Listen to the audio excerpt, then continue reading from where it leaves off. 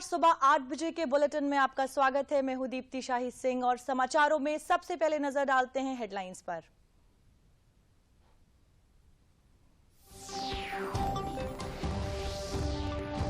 देश में कोरोना के पिछले 24 घंटों के दौरान 196 नए मामले किए गए दर्ज। रिकवरी दर 98.8% पर। देश भर के अस्पतालों में आज कोविड की तैयारियों की समीक्षा के लिए मॉक ड्रिल की जाएगी आयोजित। प्रधानमंत्री नरेंद्र मोदी ने पहले वीर बाल दिवस के अवसर पर दिल्ली में हुए कार्यक्रम में लिया भाग। कहा, भारत को सफलता के शिखरों तक ले जाना है तो अतीत के संकुचित नजरिए से आजाद होना होगा। उत्तर भारत में शीतलहर का प्रकोप जारी। बर्फीली हवाओं के चलते दिल्ली एनसीआर सहित कई शहरों में 4 से 5 डिग्री लुढ़का पारा। प्रदेश के बरेली, शाहजहांपुर और अलीगढ़ में कक्षा 8 तक के स्कूलों में घोषित किया गया अवकाश। और बुलंदशहर कारागार को FSSAI ने दी 5 स्टार रेटिंग। भोजन की गुणवत्ता, भंडारण और स्वच्छता जैसे मापदंडों पर किया गया था निरीक्षण।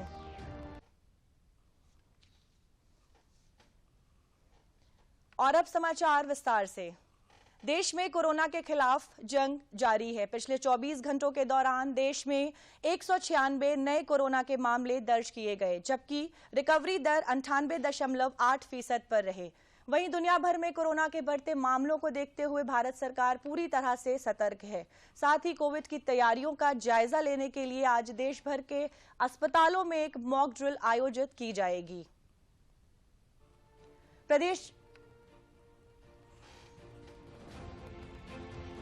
चीन, जापान समेत दुनिया भर में कोरोना के बढ़ते मामलों पर लेकर भारत सरकार पूरी तरह से सतर्क है। केंद्र सरकार रोजाना कोरोना से बचाव के लिए जरूरी दिशा निर्देश जारी कर रही है। इसी कड़ी में सोमवार को केंद्रीय स्वास्थ्य मंत्री डॉक्टर मनसुख मांडविया ने वीडियो कॉन्फ्रेंसिंग के माध्यम से इंडियन मेडिकल एसोसिएशन के साथ बैठक की। बैठक में देश में कोविड-19 की स्थिति और तैयारियों पर चर्चा हुई। कोविड की तैयारियों का जायजा लेने के लिए देश भर के अस्पतालों में मंगलवार को एक मॉक ड्रिल आयोजित की जाएगी। केंद्रीय स्वास्थ्य मंत्री डॉक्टर मनसुख मांडविया भी मॉक ड्रिल के तहत अस्पताल में इसका हिस्सा बनेंगे। स्वास्थ्य मंत्रालय ने मुख्य सचिवों को पत्र लिखकर इस योजना को कार्यान्वित करने को कहा था। मॉक ड्रिल के दौरान अस्पतालों में ऑक्सीजन, वेंटिलेटर और बेड्स की उपलब्धता की जांच की जाएगी। चिकित्सकों और स्वास्थ्य कर्मियों की संख्या और उनका प्रबंधन, टीकाकरण कार्यक्रम की समीक्षा, सैंपलों की जांच की गति बढ़ाने पर जोर देने को कहा गया है। इन सभी पहलुओं को मॉक ड्रिल में शामिल करने को कहा गया है। ड्रिल के दौरान देखा जाएगा कि जिला स्तर पर कितनी स्वास्थ्य सुविधाएं हैं। सामान्य bed, isolation bed, oxygen supported bed, ICU bed, पर्याप्त संख्या में प्रशिक्षित डॉक्टर और पैरामेडिकल स्टाफ की भी जाँच होगी। साथ ही emergency services, life support services, ambulance, testing क्षमता का परीक्षण होगा। PPE kit, N95 mask, medical oxygen, दवाएं और टेलीमेडिसिन की सुविधाओं की उपलब्धता का भी परीक्षण होगा। डिस्ट्रिक्ट सर्विलेंस ऑफिसर्स को अपने जिला के स्वास्थ्य सुविधाओं संबंधी आंकड़ों को 27 दिसंबर की शाम तक अपलोड करना है।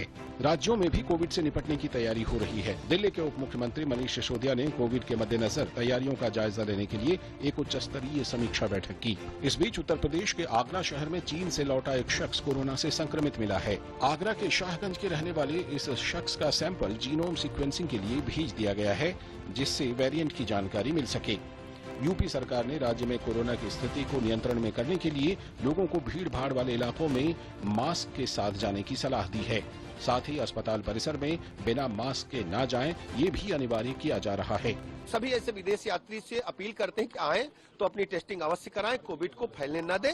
और जीनोम टेस्टिंग हम कराएंगे। अगर पॉजिटिव आए और नेगेटिव आए तो थोड़े दिन हम आइसोलेशन में रहने के बाद उनको सार्वजनिक स्थल पर जाने के लिए कहेंगे। सभी भीड़ भाड़ वाले इलाकों में लोगों को मास्क के साथ जाने की सलाह दे रहे हैं।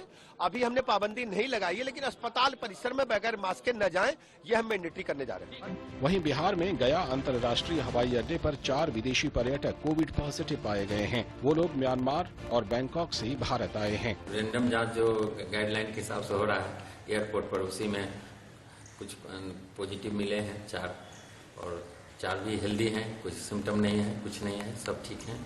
कोलकाता हवाई अड्डे पर 2 कोविड पॉजिटिव मामले सामने आए हैं। बताया जा रहा है कि पॉजिटिव यात्रियों में से एक 24 दिसंबर को दुबई से आया था, जबकि दूसरा मलेशिया के कुआलालंपुर से आया था। दोनों नमूने जीनोम सीक्वेंसिंग के लिए भेजे गए हैं। गौरतलब है कि केंद्रीय स्वास्थ्य मंत्री मनसुख मांडविया ने एयरपोर्ट पर विदेशों से आ रहे लोगों की रैंडम सैंपलिंग करने को कहा था। इसके बाद से ही देश के तमाम एयरपोर्ट्स पर भी रैंडम चेकिंग शुरू हो गई है।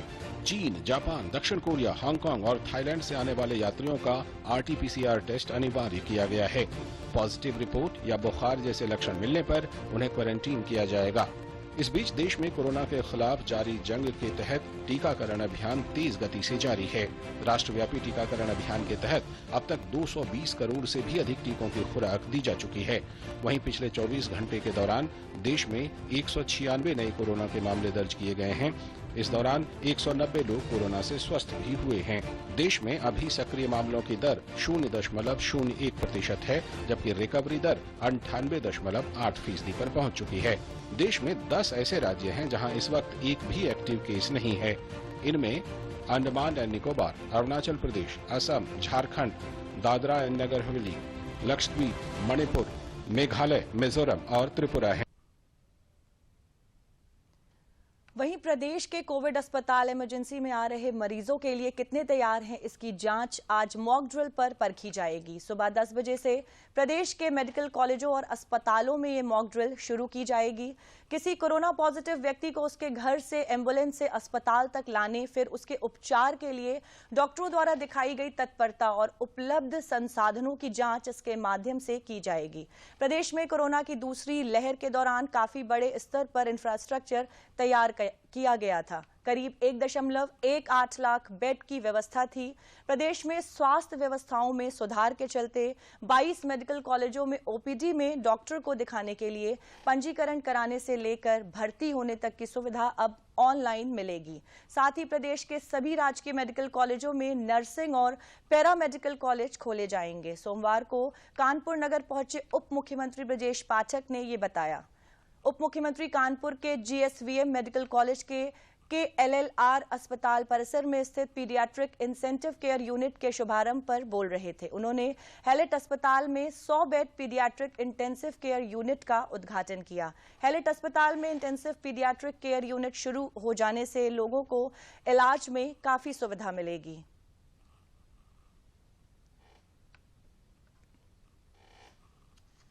कानपुर मेडिकल कॉलेज में बच्चों के वार्ड को पावर ग्रिड कारपोरेशन के सहयोग से उच्चीकृत किया गया है, जिसमें पूरी तरह से नवीनीकरण, वेंटिलेटर्स, और सभी उच्च स्तरीय व्यवस्थाएं कर ली गई है। कोविड को लेकर हमारी सरकार पूरी सतर्कता के साथ आगे बढ़ रही है। अभी कोई पैनिक की स्थिति नहीं है। आगरा में एक मरीज हमें पॉजिटिव मिला है, उसकी जीनोम टेस्टिंग के लिए हमने भेजा है। मैं प्रदेश के निवासियों से अपील करता हूं, कृपया विदेश यात्रा करके आए लोगों को पहले आइसोलेशन में रखें, उनकी जांच कराएं, तभी उनको सार्वजनिक स्थल पर जाने दें। अस्पताल परिसर में मास्क को मैंडेटरी कर दिया गया है। भीड़ भाड़ वाले इलाकों में सलाह दी जाती, कृपया मास्क पहन करके जाएं। कल हम मॉक ड्रिल करने वाले हैं, पूरे प्रदेश के सभी चिकित्सालयों में हम मॉक ड्रिल करने वाले। और इस खबर पर ज्यादा जानकारी के लिए चलते हैं अपने संवाददाता विकास सिंह के पास।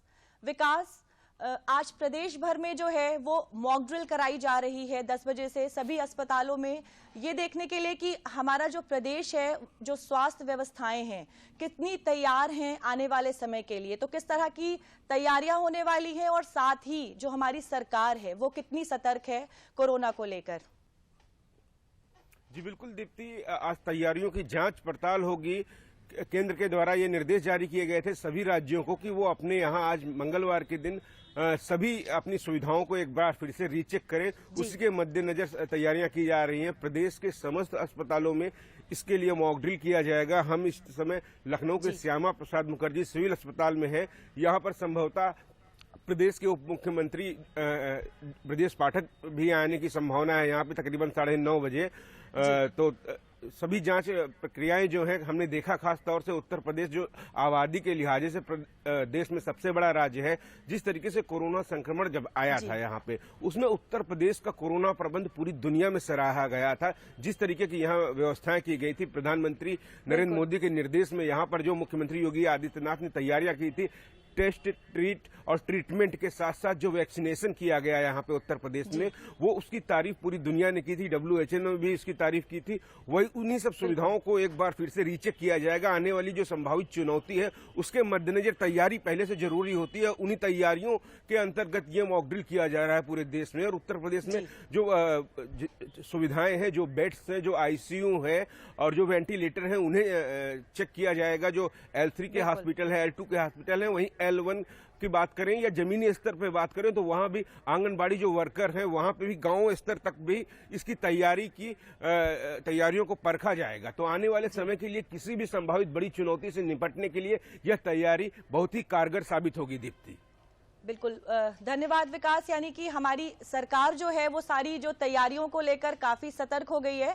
विकास, आपसे यहाँ ये भी जानना चाहेंगे कि लोग कितना सतर्क हुए हैं और किस तरह के जो आप अपने आसपास लोग हैं देख रहे हैं कि कोविड को लेकर लोग कितने अभी सतर्क हो गए हैं?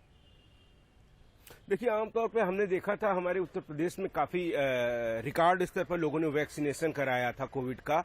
तो लोग अपनी तैयारी में हैं और एक बार फिर से जब खतरा आ रहा है तो सरकार की तरफ से जो भी एडवाइजरी जारी की गई है कि भीड़ भाड़ वाली जगहों पर ना जाएं, अगर जाएं तो वहां पर कुछ सावधानियां बरतें जो कोविड प्रोटोकॉल के अंतर्गत होती है। सरकार की तरफ से तमाम एडवाइजरी जारी की गई है। इसके मद्देनजर जो लोग इस मामले में सचेत हैं वो लोग जो है कह रहे हैं जरूर उसका प्रयोग कर रहे हैं। लेकिन अभी अब जरूरत होगी लोगों को समझाने की कि जो भी सावधानी बरतने की बात है, चाहे वो सोशल डिस्टेंसिंग की बात हो, चाहे मास्क लगाने की बात हो, इन सब चीजों का पालन करें। ये अपने दिनचर्या में अपनाने की बहुत ही ज्यादा जरूरत होती है। खासतौर से वो लोग जो गंभीर रोग से पीड़ित रहते हैं उनके लिए थोड़ा सा ये जानलेवा साबित हो जाता है। तो ऐसे लोगों को विशेष सतर्कता बरतने की और जरूरत होगी। बिल्कुल, बहुत बहुत धन्यवाद विकास इस तमाम जानकारी के लिए। और अब अपनी अगली खबर की ओर बढ़ते हैं। कोरोना से बचाव को लेकर श्रावस्ती जिले में भी तैयारियां शुरू कर दी गई हैं। कोरोना से निपटने के लिए जनपद में स्वास्थ्य विभाग ने Covid care centre L2 hospital Sonwa को पूरी तरह एक्टिव मोड पर डाल दिया है। पिछले बार की तरह ही इस साल भी अस्पताल को तैयार किया गया है। 60 बेड का हॉस्पिटल बनाया गया है और 2 ऑक्सीजन प्लांट है। CMO डॉक्टर शारदा प्रसाद तिवारी का कहना है कि जो कमियां अभी हैं उसे समय रहते पूरा कर लिया जाएगा।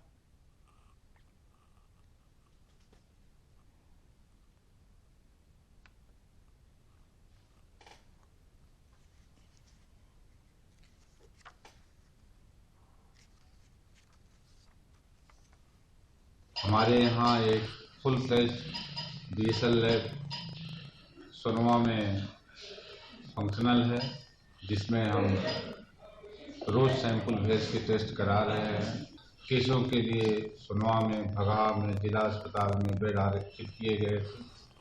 हमारे जनपद में 4 ऑक्सीजन प्लांट लगाए गए थे और सैनिटाइजर, मास्क की किट मौजूद है। प्रधानमंत्री नरेंद्र मोदी ने अतीत के नकारात्मक प्रभावों से मुक्त होकर आगे बढ़ने की आवश्यकता पर जोर दिया। उन्होंने कल नई दिल्ली में श्री गुरु गोविंद सिंह, उनके पुत्रों साहिबजादा बाबा जोरावर सिंह, बाबा फतेह सिंह की शहादत की याद में वीर बाल दिवस के अवसर पर आयोजित कार्यक्रम में ये बात कही। उन्होंने कहा कि औरंगजेब की क्रूरता और भारत को बदलने के उनके इरादे के खिलाफ गुरु गोविंद सिंह दृढ़ता से खड़े रहे। उन्होंने बच्चों को प्रेरणा देने वाले भक्त एक ऐतिहासिक कार्यक्रम में हिस्सा लिया। कार्यक्रम के दौरान प्रधानमंत्री लगभग 300 बाल कीर्तनियों द्वारा प्रस्तुत किए गए शबद कीर्तन में शामिल हुए। प्रधानमंत्री श्री नरेंद्र मोदी जी, आज आप जी ने छोटे साहिबजादिया बाबा जोरावर सिंह जी ਅਤੇ बाबा फतेह सिंह जी ਦੀ ਲਸਾਨੀ ਸ਼ਹਾਦਤ ਨੂੰ ਸਮਰਪਿਤ ਹੋ ਕੇ ਰਾਸ਼ਟਰੀ ਦਿਵਸ ਵੀਰ ਬਾਲ ਦਿਵਸ ਦੇ ਰੂਪ ਵਿੱਚ ਮਨਾਇਆ ਹੈ। ਇਸ ਲਈ ਅਸੀਂ ਆਪ ਜੀ ਦਾ ਦਿਲੋਂ ਬਹੁਤ-ਬਹੁਤ ਧੰਨਵਾਦ ਕਰਦੇ ਹਾਂ। ਵਾਹਿਗੁਰੂ ਜੀ ਕਾ ਖਾਲਸਾ, ਵਾਹਿਗੁਰੂ ਜੀ ਕੀ ਫਤਿਹ। प्रधानमंत्री ने श्री गुरु गोविंद सिंह के प्रकाश पर्व के दिन घोषणा करते हुए कहा था कि 26 दिसंबर को श्री गुरु गोविंद सिंह के पुत्रों साहिबजादे बाबा जोरावर सिंह जी और बाबा फतेह सिंह जी की शहादत को वीर बाल दिवस के रूप में मनाया जाएगा। यह दिवस हमें याद दिलाता है कि शौर्य की पराकाष्ठा के समय आयु मायने नहीं रखती। याद दिलाता है कि 10 गुरुओं का योगदान क्या है। वीर बाल दिवस हमें याद दिलाएगा कि शौर्य की पराकाष्ठा के समय कम आयु मायने नहीं रखती। वीर बाल दिवस हमें याद दिलाएगा कि 10 गुरुओं का योगदान क्या है, देश के स्वाभिमान के लिए सिख परंपरा का बलिदान क्या है। वीर बाल दिवस हमें बताएगा कि भारत क्या है, भारत की पहचान क्या है। इतिहास के क्रूर कालखंड में दफन श्री गुरु गोविंद सिंह जी के छोटे साहिबजादे 9 साल के बाबा जोरावर सिंह जी और 7 साल के बाबा फतेह सिंह जी की शहादत देशभक्त की बड़ी मिसाल है। इन्हें इस्लाम धर्म कबूल न करने पर सरहिंद के वजीर ने दीवार में जिंदा चुनवा दिया था। पीएम मोदी ने इस घटना का जिक्र करते हुए अंदर से हीन भावना पैदा करने वाले इतिहास के नाम पर गढ़े हुए नैरेटिव की आलोचना की। उन्होंने लोगों से अतीत के संकुचित नजरियों से भी आजाद होने की अपील की। दुर्भाग्य से हमें इतिहास के नाम पर वो गढ़े हुए नैरेटिव बताए और पढ़ाए जाते रहे जिनसे हमारे भीतर हीन भावना पैदा हो। बावजूद इसके हमारे समाज ने, हमारी परंपराओं ने इन गौरव गाथाओं को जीवंत रखा। अगर हमें भारत को भविष्य में सफलता के शिखरों तक ले जाना है तो हमें अतीत के संकुचित नजरियों से भी आजाद होना पड़ेगा। पीएम मोदी ने कहा कि किसी राष्ट्र की पहचान उसके आदर्शों, मूल्यों, सिद्धांतों से होती है। उन्होंने कहा कि इतिहास में देखा गया है कि किसी राष्ट्र के मूल्य बदल जाते हैं तो कुछ ही समय उसका भविष्य भी बदल जाता है। जब मूल्य सुरक्षित रहते हैं तब वर्तमान पीढ़ी के सामने अपने अतीत आदर्श स्पष्ट रहते हैं। इस महत्वपूर्ण अवसर पर प्रधानमंत्री ने दिल्ली में लगभग 3000 बच्चों के मार्च पास्ट को रवाना किया, जिन्होंने मेजर ध्यानचंद स्टेडियम से कर्तव्य पथ तक वीर बाल दिवस के संदेश को प्रचारित किया।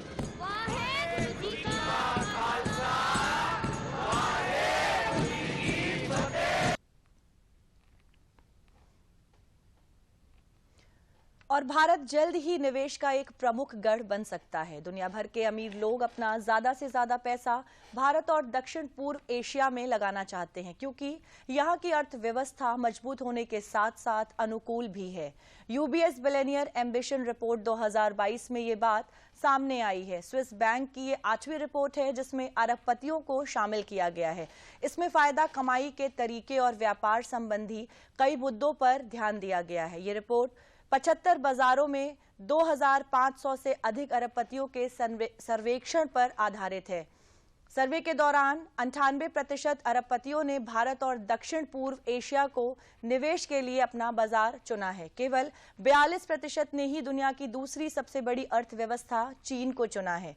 केवल निवेश में ही नहीं बल्कि चीन ने 1 साल पहले की तुलना में अरबपतियों के रैंक में गिरावट देखी है। वहीं दुनिया के बाकी जगहों की तुलना में भारत में अरबपतियों की आबादी बढ़ी है, क्योंकि भारत 2022 में ब्रिटेन को पछाड़कर 5वीं सबसे बड़ी अर्थव्यवस्था बन गया है। इस समय भारतीय अरबपतियों की संख्या पिछले साल 140 से बढ़कर 166 हो गई है। उनकी कुल संपत्ति में काफी इजाफा हुआ है। उत्तर पश्चिम भारत में चल रही शीतलहर के कारण कई मैदानी शहरों में न्यूनतम तापमान गिर गया है। दिल्ली, उत्तर प्रदेश और बिहार समेत पूरे उत्तर भारत में ठंड का कहर जारी है। दिल्ली एनसीआर में चल रही शीतलहर लोगों को अस्त व्यस्त कर रही है। इस बीच मौसम विभाग ने भी आने वाले दिनों में और ठंड बढ़ने की चेतावनी दी है। देखिए हमारी ये खास रिपोर्ट। देश के उत्तर भारत के राज्यों में शीतलहर का प्रकोप जारी है। गिरते तापमान के साथ ही उत्तर भारत में ठंड तेजी से बढ़ती जा रही है। वहीं कोहरे का कहर भी घना होता जा रहा है। पहाड़ी इलाकों में पारा लगातार नीचे बना हुआ है। पंजाब में भी कड़ाके की ठंड का सिलसिला जारी है। अमृतसर में सुबह घने कोहरे के कारण विजिबिलिटी काफी कम रही, जिसके कारण हवाई, रेल और सड़क यातायात प्रभावित हुए हैं। इसका एक बड़ा कारण है न्यूनतम तापमान में गिरावट। विशेषकर दिन के अधिकतम और न्यूनतम तापमान में अधिक अंतर न होने की वजह से पंजाब में ठिठुरन बढ़ी है। हरियाणा के भी कई जिलों में घना कोहरा और शीतलहर का कहर जारी है। हरियाणा में रविवार को सीजन का सबसे ठंडा दिन रहा। मध्य प्रदेश में ठंड का कहर जारी है। मौसम विभाग के अनुसार शहडोल, रीवा, इंदौर, ग्वालियर और चंबल संभागों में न्यूनतम तापमान अपेक्षाकृत ज्यादा ठंडा रहने वाला है। भी जो पश्चिमी विक्षोभ एक आया हुआ था और उसकी वजह से जो बर्फबारी हुई और उस आगे पश्चिमी विक्षोभ आगे निकल गया है, तो इसकी वजह से जो है मध्य प्रदेश में जो है उत्तरी हवाएं आना शुरू हो गई हैं, तो इसकी वजह से जो है तापमान जो है पूरे मध्य प्रदेश में गिरे हैं और आगामी दिनों में भी जो है अभी एक दो दिन तो थोड़ा टेम्परेचर डाउन होंगे। राजस्थान की बात करें तो गर्मियों में 50 डिग्री तक के तापमान का सितम झेलने वाले राजस्थान के सीकर स्थित फतेहपुर में पारा 0 डिग्री तक पहुंच गया है। मौसम विभाग के आंकड़ों के अनुसार चूरू में सोमवार सुबह न्यूनतम तापमान 0 दर्ज किया गया। वहीं राज्य के पहाड़ी क्षेत्र माउंट आबू में तापमान 0.5 डिग्री सेल्सियस दर्ज किया गया। मौसम विभाग के अनुसार राजस्थान के कई जिलों में पश्चिमी विक्षोभ होने से उत्तरी हवाएं मैदानी इलाकों में पहुंचने लगेंगी। वहीं उत्तर भारत के अधिकांश हिस्सों में जारी कड़ाके की ठंड से उत्तर प्रदेश भी अछूता नहीं है। पर्वतीय क्षेत्रों में हो रही बर्फबारी से मैदानी क्षेत्र भी सर्द हवाएं झेल रहे हैं। मेरठ में ठंड के कारण आम जनजीवन प्रभावित दिखा तो कोहरे ने यूपी के कई जिलों में अपना असर दिखाया। दिल्ली समेत पूरे उत्तर भारत में ठंड का कहर जारी है। गलन के साथ दिल्ली में ठंड और कोहरा बरकरार है। ठंड को लेकर सोमवार को दिल्ली में ऑरेंज अलर्ट जारी किया गया। दिल्ली में पारा 4 से 5 डिग्री तक लुढ़कने लगा है, जिसके अभी कुछ दिन और जारी रहने की आशंका है। उत्तर भारत में ठंड और घने कोहरे का असर रेल सेवाओं में भी देखने को मिला है। सोमवार को भारतीय रेलवे की ओर से 318 ट्रेनों को निरस्त किया गया और 284 ट्रेनों को पूरी तरह से और 34 ट्रेनों को आंशिक रूप से निरस्त किया गया। इसके अलावा 20 ट्रेनों को रीशेड्यूल्ड और 24 ट्रेनों को डाइवर्ट किया गया है। रद्द की गई ट्रेनों में महाराष्ट्र, दिल्ली, पंजाब, उत्तर प्रदेश, हरियाणा, बिहार, तमिलनाडु, झारखंड, गुजरात और अन्य राज्यों में चलने वाली गाड़ियां हैं, तो वहीं बड़ी संख्या में ट्रेनें भी देरी से चल रही हैं। और अब बात नेपाल की। नेपाल के सीपीएन माओवादी सेंटर के अध्यक्ष पुष्प कमल दहल प्रचंड ने नेपाल के नए प्रधानमंत्री के रूप में शपथ ले ली है। राष्ट्रपति विद्यादेवी भंडारी ने पुष्प कमल दहल को पद एवं गोपनीयता की शपथ दिलाई है। पुष्प कमल दहल को केपी शर्मा ओली के नेतृत्व वाले सीपीएन यूएमएल ने समर्थन दिया। पुष्प कमल दहल प्रचंड ने नेपाल की राष्ट्रपति विद्यादेवी भंडारी को सांसदों के समर्थन वाला पत्र सौंप दिया था, जिसमें बहुमत के लिए प्रचंड के समर्थन में 165 सांसदों के हस्ताक्षर हैं।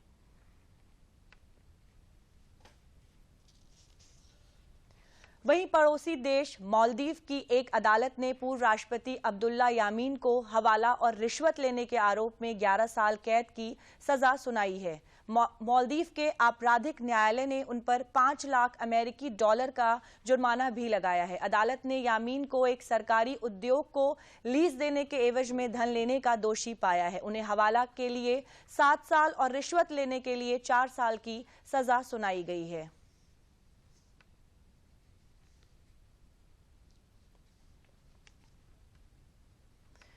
केंद्रीय मंत्री अनुराग ठाकुर ने कांग्रेस नेता राहुल गांधी को नसीहत दी है कि वह अपनी पार्टी की चिंता करें। अनुराग सिंह ठाकुर ने कहा है कि पीएम मोदी के मजबूत नेतृत्व में हमारी सेना ने surgical strike, Balakot air strike की और डोकलाम में करारा जवाब दिया है। राहुल गांधी जैसे लोग सेना पर सवाल उठाते हैं और उनका अपमान करते हैं। केंद्रीय मंत्री ने कहा कि डोकलाम हुआ तो राहुल गांधी चीन अधिकारियों के साथ क्या कर रहे थे। राहुल जी कांग्रेस पार्टी की चिंता करें, देश की चिंता नरेंद्र मोदी जी पर छोड़ दें। और जिसने प्रयास किया पहले देश में आतंक फैलाने का, उसको सर्जिकल स्ट्राइक भारत की सेना ने की, बालाकोट स्ट्राइक भारत की सेना ने की, डोकलाम में अतिक्रमण करने वालों को मुंह तोड़ जवाब भारत की सेना ने दिया, क्योंकि मजबूत नेतृत्व नरेंद्र मोदी जी का साथ में खड़ा था। और राहुल जी आप जैसे लोग ही भारतीय सेना पर बार बार प्रश्न चिन्ह खड़ा करते हैं, सर्जिकल स्ट्राइक, बालाकोट स्ट्राइक और डोकलाम पे मुंह तोड़ जवाब पे। आखिरकार भारतीय सेना की बार बार मनोबल गिराने का, भारतीय सेना को अपमानित करने का कांग्रेस पार्टी ने क्या ठेका ले रखा है? क्या कारण है, क्या मजबूरी है? और समाचारों में आगे बढ़ने से पहले अभी लेते हैं एक ब्रेक। बिट्टू, बहू कब से तैयार होकर बैठी है? टेस्ट के लिए जाना बेटा। टेस्ट ही तो देख रहा हूँ माँ। ये टेस्ट जल्द से जल्द होना जरूरी है। गर्भावस्था के पहले 3 महीनों के अंदर जल्द से जल्द HIV की जांच जरूर करवाएं ताकि शिशु को HIV संक्रमण से बचाया जा सके और मां और शिशु एक स्वस्थ और लंबी जिंदगी जी सके। जांच जितनी जल्दी, सुरक्षा उतनी पक्की। गर्भावस्था की पहली जांच में ही HIV टेस्ट जरूर कराएं। ब्रेक के बाद आप सभी का स्वागत है। अगली खबर प्रयागराज से है। सूचना और प्रसारण मंत्रालय के केंद्रीय संचार ब्यूरो की ओर से 2 दिवसीय सुशासन दिवस प्रचार अभियान चलाया गया। इसके तहत प्रयागराज के रानी रेवती देवी सरस्वती विद्या निकेतन इंटर कॉलेज राजापुर में एक चित्र प्रदर्शनी का आयोजन किया गया। इस कार्यक्रम में बच्चों के लिए अनेक प्रतियोगिताएं संचालित की गईं। इस मौके पर जादू और संगीत के माध्यम से बच्चों को ज्ञानवर्धक संदेश भी दिए गए। कार्यक्रम में बच्चों ने बढ़ चढ़कर हिस्सा लिया। केंद्रीय संचार ब्यूरो के वरिष्ठ सहायक राम मूरत विश्वकर्मा ने बताया कि इस 2 दिवसीय कार्यक्रम में पुरस्कार वितरण भी किया गया।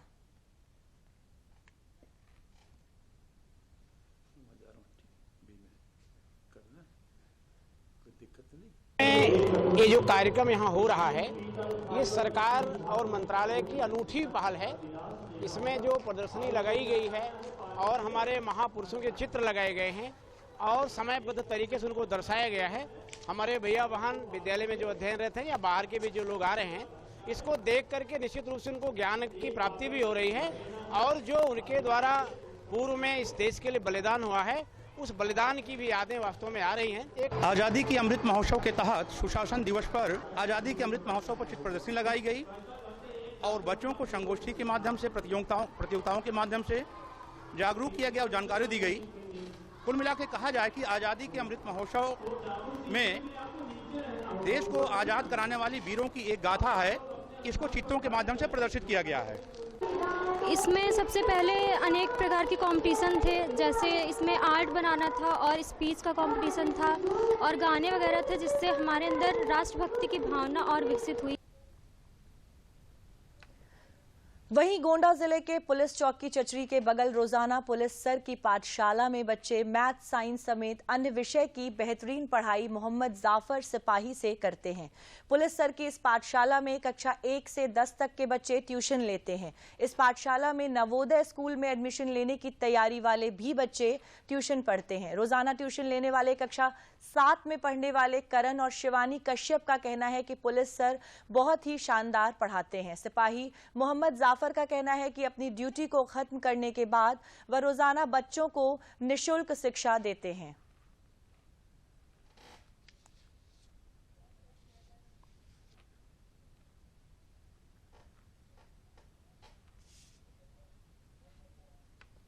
और समाचारों के अंत में एक बार 0.8% पर देश भर के अस्पतालों में आज कोविड की तैयारियों की समीक्षा के लिए मॉक ड्रिल की जाएगी आयोजित।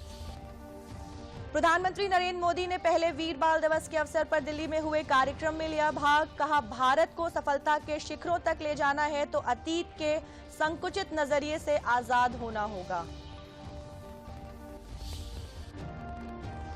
उत्तर भारत में शीतलहर का प्रकोप जारी। बर्फीली हवाओं के चलते दिल्ली एनसीआर सहित कई शहरों में 4 से 5 डिग्री लुढ़का पारा। प्रदेश के बरेली, शाहजहांपुर और अलीगढ़ में कक्षा 8 तक के स्कूलों में घोषित किया गया अवकाश।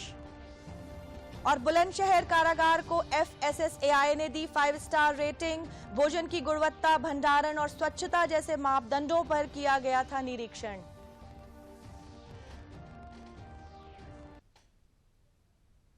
और इसी के साथ आज के समाचार समाप्त होते हैं। नमस्कार।